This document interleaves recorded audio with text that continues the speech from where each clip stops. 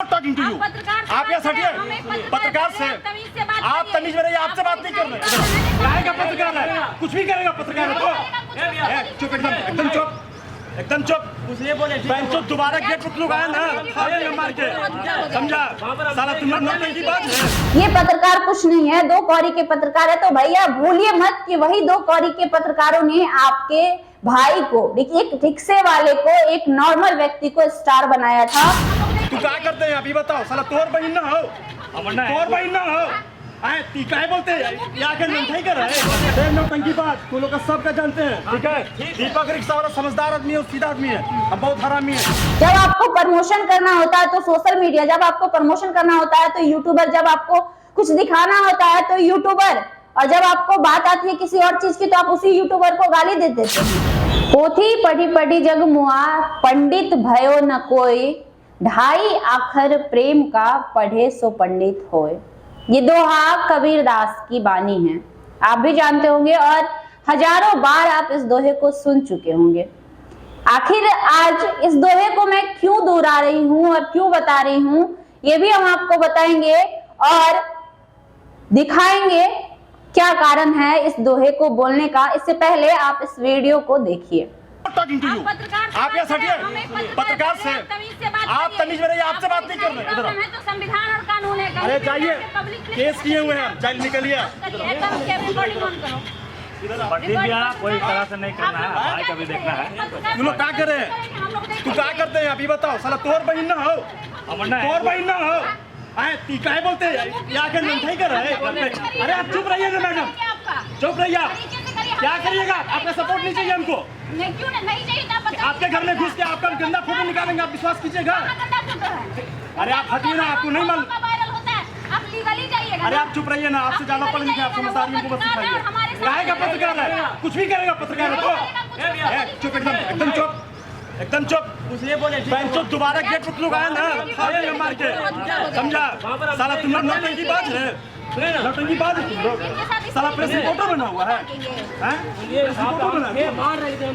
अरे नौटंकी बात। तू लोग का सबका जानते हैं, ठीक है?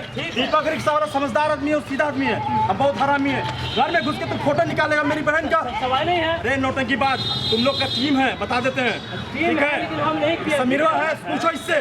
गलत है कि आप अगर नहीं आप देख, इस वीडियो को जरा गौर से देखिएगा और ध्यान से देखिएगा और समझने का कोशिश करिएगा। ये वीडियो है दीपक रिक्शा वाले का। नाम तो आपने सुना ही होगा, बिल्कुल सुना होगा, क्योंकि कुछ दिन पहले, आज से तकरीबन 4-5 महीने पहले की बात है, दीपक रिक्शे वाला काफी ज्यादा सोशल मीडिया पे वायरल था। मिमिक्री करने वाला दीपक रिक्शा वाला, जी हाँ, वही दीपक रिक्शा वाला जो मिमिक्री कर रहा था। और एक समय था जिसके लिए लाखों लोग फंडिंग कर रहे थे और बहुत सारे मीडिया बंधु फंडिंग करवा रहे थे।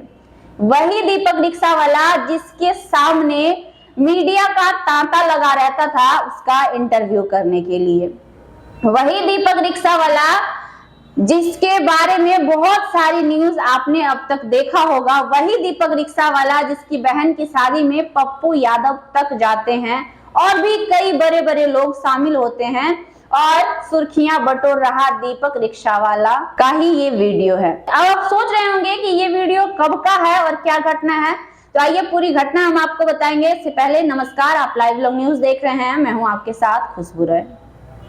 ये घटना बहुत पहले की नहीं है, ये घटना आज की है। आज शाम किदवईपुरी जगह है जहाँ पे एक पार्क है श्री कृष्णपुरी, जहाँ मैं रिपोर्टिंग करने गई थी, वहां की ये घटना है और ये वीडियो भी वहां का है।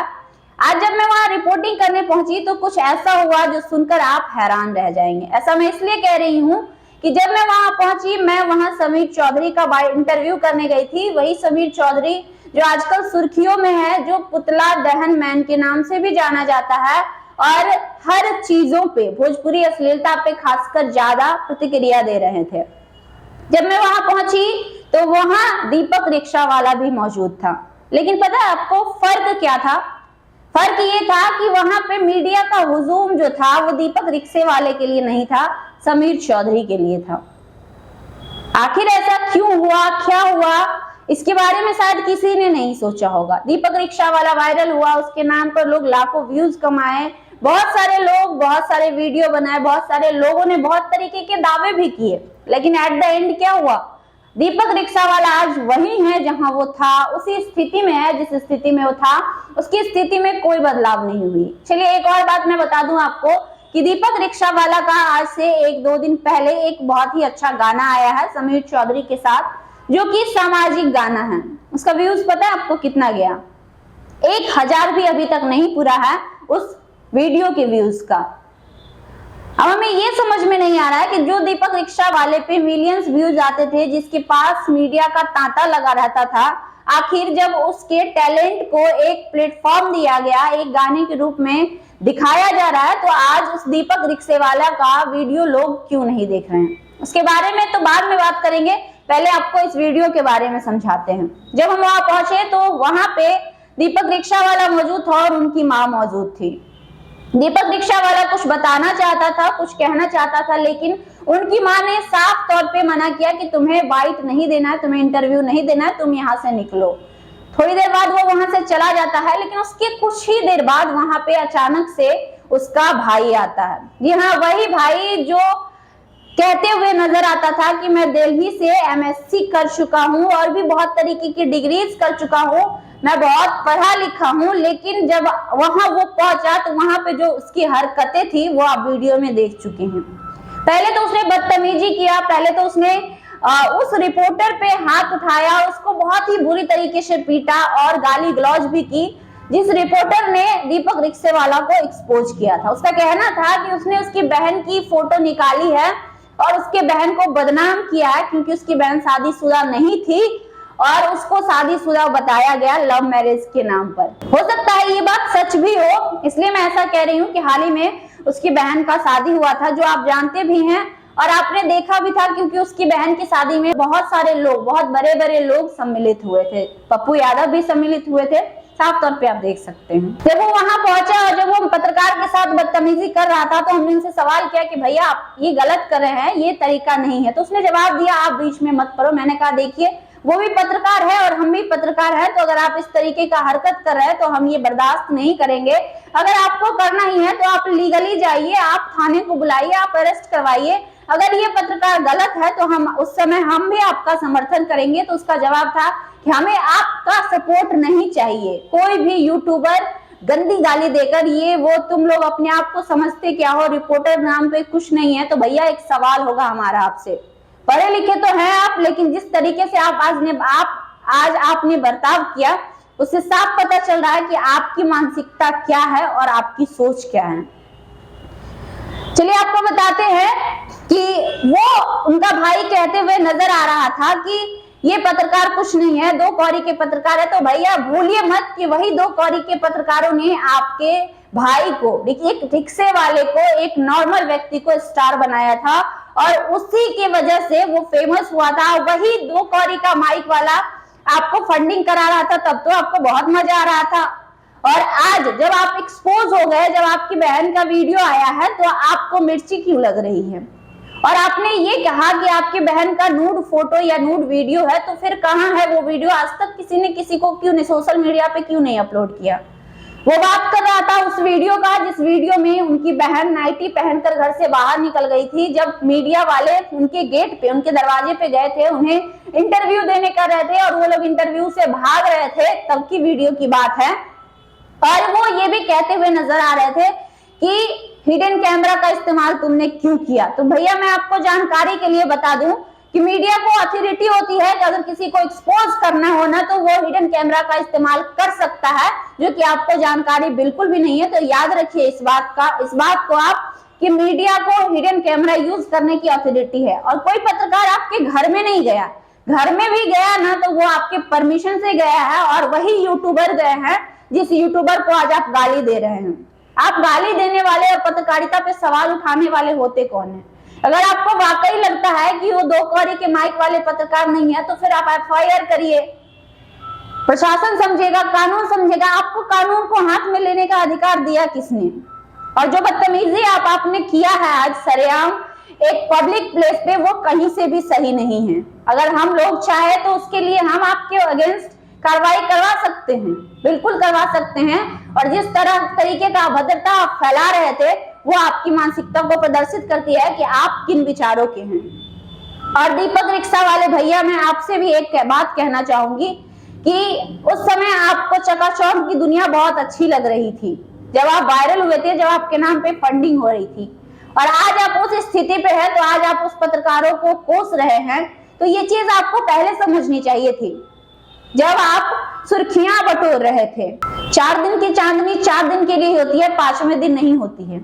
और रह गई बात, आपके साथ अगर कुछ गलत हुआ है तो आपने FIR किया, सरकार उसको सजा देगी, कानून उसको सजा देगा, आपको सजा देने का अधिकार किसी ने नहीं दिया है। हालांकि मैं एक चीज कहना चाहूंगी कि उन सभी के बीच में दीपक रिक्शा वाले को मैंने देखा, उनकी जो बिहेवियर थी, उनका जो व्यवहार था वो ठीक था, वो काफी सही था। उन्होंने किसी भी प्रकार का बदतमीजी नहीं किया, कोई गाली गलौज नहीं किया। लेकिन उनके भाई जो अपने आप को काफी ज्ञानी साबित करते हुए बहुत सारे न्यूज चैनल्स में नजर आए थे कि मैं दिल्ली से MSc किया हुआ हूँ, तो मुझे लगता है कि वो नाम की पढ़ाई किए होंगे, काम की नहीं। क्योंकि एक शिक्षित व्यक्ति की मानसिकता ये नहीं होती है, ये तरीका नहीं होता है। तो ये था दीपक रिक्शा वाला का रियल के परिवार का असली रूप जो आपने इस वीडियो में देखा।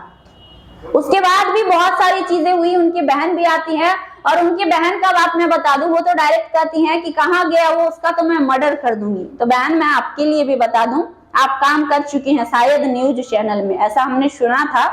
तो आपको जानकारी के लिए बता दूं कि आप मर्डर कर देंगी ना तो लोग हाथ पे हाथ रख के ऐसे बैठे नहीं रहेंगे, और कानूनी तौर पे आपको तो जो सजा होगा वो तो होगा ही।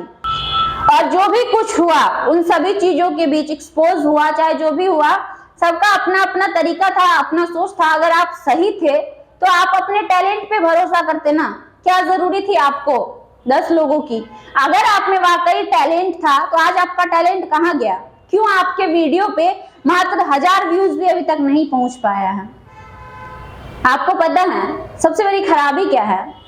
आज के डेट में ना सोशल मीडिया को लोग बहुत ही नीच दृष्टि से देखते हैं, तब जब उन्हें उनकी जरूरत खत्म हो जाती है। और जब जरूरत पड़ती है तो पता है फोन करके बुलाते हैं, भैया आइए ना, हमारा इंटरव्यू करिए ना। तो अगर इतने ही गलत है, अगर सोशल मीडिया का इतना ही वैल्यू नहीं है, कुछ नहीं है सोशल मीडिया, तो फिर आप लोग क्यों फोन करके बुलाते हैं कि आइए ना हमारा इंटरव्यू करिए ना? जब आपको प्रमोशन करना होता है तो सोशल मीडिया, जब आपको प्रमोशन करना होता है तो यूट्यूबर, जब आपको कुछ दिखाना होता है तो यूट्यूबर, और जब आपको बात आती है किसी और चीज की तो आप उसी यूट्यूबर को गाली दे देते हैं। क्यों भाई, क्यों गाली देते हैं आप? किसने अधिकार दिया आपको गाली देने का? इस तरीके का जो अभद्रता आप सरेआम पत्रकारों को पीटने का काम किए, आपको क्या लगता है इससे आप क्या साबित कर पाए हैं? अगर आपकी बहन सही है तो आप साबित तो किए ही थे, आपकी शादी हुई थी, तो फिर इस तरीके से करने की क्या जरूरत पड़ गई थी आपको? तो भैया आपसे एक रिक्वेस्ट होगा कि आगे से ऐसी हरकत ना करे तो आपके लिए अच्छा होगा, वरना FIR करने, आपके तरीके में जवाब देने सबको आता है। और रह गई बात आपकी बहन का और आपके ऊपर सवाल उठने का, तो ऐसे कुछ चीजें थी जिसकी वजह से सवाल उठा था, तो आपको साबित करना था, आपने किया। तो इस तरीके की हरकत अगर कोई भी करे तो हमारा पत्रकार बंधुओं से भी रिक्वेस्ट होगा, प्लीज आप लोग संभल जाइए और वैसे लोगों से सतर्क रहिए, और वैसे लोगों के बुलाने पे जाइए ही मत जो लोग आपकी कदर ना करते हों। जरूरत के वक्त लोग कदर करते हैं और जरूरत होने के बाद लोग भूल जाते हैं। आज सोशल मीडिया, आज कहीं ना कहीं इलेक्ट्रॉनिक मीडिया, सोशल मीडिया की वजह से ही इतनी सारी घटनाओं का उजागर हो पाता, कितना टीवी चैनल पहुंचता है। ये वीडियो दिखाने का हमारा खास मकसद ये था कि आप लोगों तक सच्चाई पहुंच सके। जो आप लोगों को दिखता है वाकई में वो सच होता है, ये कोई जरूरी नहीं है। क्योंकि जिस प्रकार से आज हमने चीजें देखी, जिस प्रकार से चीजें वहां पे हुई, वो देखने के बाद शायद आपको भी लगेगा कि वाकई दीपक रिक्शा वाला, जिसको लोग गरीब, इनोसेंट और सब कुछ समझते थे, उसके परिवार के लोग कैसे हैं और वो क्या सोच रखते हैं। और हाँ, कभी भी फंडिंग करना हो, चाहे कुछ हो, तो उसके बारे में पूरी जानकारी ले, तब जाके उसके बारे में खबर चलाए और न्यूज बनाए। बहुत सारे लोग आजकल ऐसा गलती करते हैं कि व्यूज के लिए कुछ भी बना देते हैं और कुछ भी दिखा देते हैं। भैया आप लोग भी सतर्क हो जाइए कि सिर्फ व्यूज पाने के लिए ना वैसे लोगों के पीछे दौड़ना छोड़ दीजिए, जो लोग की असली मानसिकता ऐसी होती है। कहीं ना कहीं आपकी एक पहल उन्हें बढ़ावा दे देता है और उनके मनोबल को बढ़ा देता है। हमारे समाज में बहुत ऐसी चीजें हैं जो दिखाने के लायक है, आप लोग उसको छोड़कर चंद व्यूज के पीछे ऐसे लोगों के पास पहुंच जाते हैं जो लोग इस प्रकार की हरकत करते हैं। और अगर बात दीपक रिक्शेवाला का, तो मैं ये नहीं कहती कि उसमें टैलेंट नहीं है, वाकई उसमें टैलेंट है, वह एक अच्छा मिमिक्री करता है।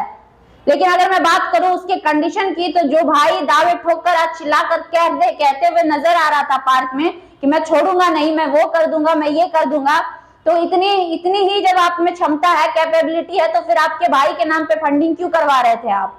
और अगर आप नहीं भी करवा रहे थे, अगर आपको जानकारी मिली कि आपके भाई के नाम पे आपकी बहन की शादी के लिए फंडिंग की जा रही है, तो आपने क्यों नहीं उस समय क्यों नहीं बताया कि आप इतने पावरफुल और इतने स्टेबल इंसान हैं? और इतने स्टेबल इंसान के लिए हमें नहीं लगता है कि किसी भी प्रकार की फंडिंग कराने की जरूरत है। मैं सहमत हूं वैसे पत्रकारों से जो इस फंडिंग को रोकने की कोशिश किए थे। चाहे आपको अच्छा लगे ये बात या बुरा लगे, इससे हमें फर्क नहीं पड़ता है। फर्क इस बात से पड़ता है कि जनता को गुमराह करके कोई भी व्यक्ति अगर फंडिंग करवाता है, कोई भी व्यक्ति अगर आर्थिक मदद मांगता है, तो वो गलत है और ऐसे लोगों पर भी कार्रवाई होनी चाहिए जो इस प्रकार की चीजों में उनकी मदद करते हैं और फंडिंग करवाते हैं और सह देते हैं ऐसे चीजों को। बाकी आपको क्या लग रहा है ये वीडियो देखने के बाद कमेंट बॉक्स में जरूर बताइएगा। हालांकि दीपक रिक्शेवाला का इंटरव्यू हमने नहीं किया था, लेकिन हमें लगा जो चीजें हुई वो आप तक पहुंचना बहुत जरूरी था। और पत्रकार बंधु प्लीज आप लोग सतर्क हो जाइए ऐसे लोगों से, तो आपके लिए बेहतर रहेगा। बाकी आगे क्या कुछ होता है वो भी हम आपको बताएंगे, तब तक के लिए बने रहिए हमारे साथ।